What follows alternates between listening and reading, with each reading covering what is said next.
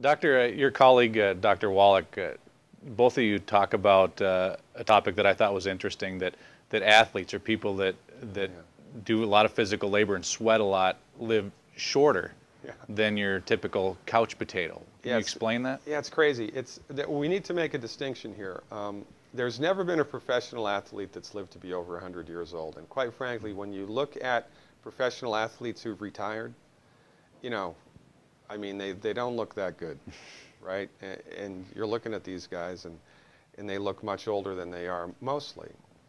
This is because, again, it's not rocket science. If we go back to the metaphor of the full tank, right? If this is how much nutrition the human body needs to stay healthy, this is how much we get from our food, more or less.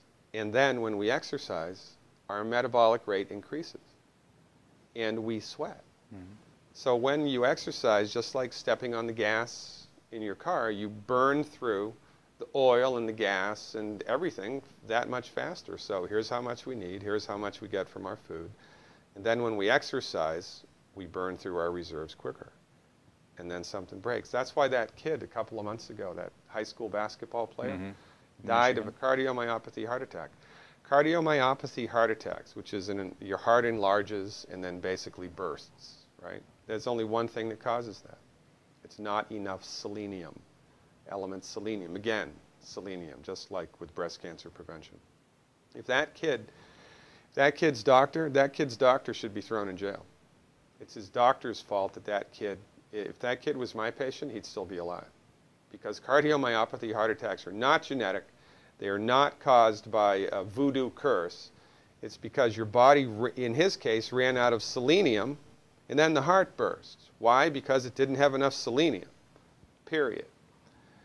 This is why we have a big healthcare crisis in the United States, because the people that are driving the bus of healthcare in the United States are trained in drugs and surgery only.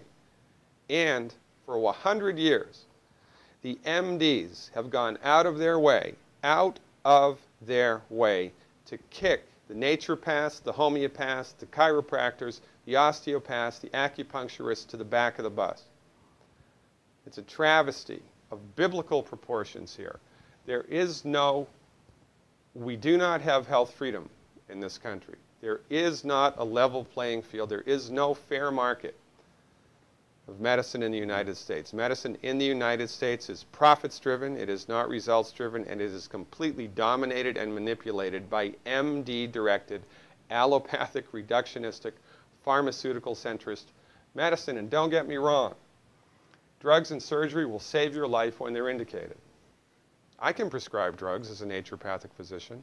In 20 years of clinical experience, I've needed to prescribe drugs less than 10 times.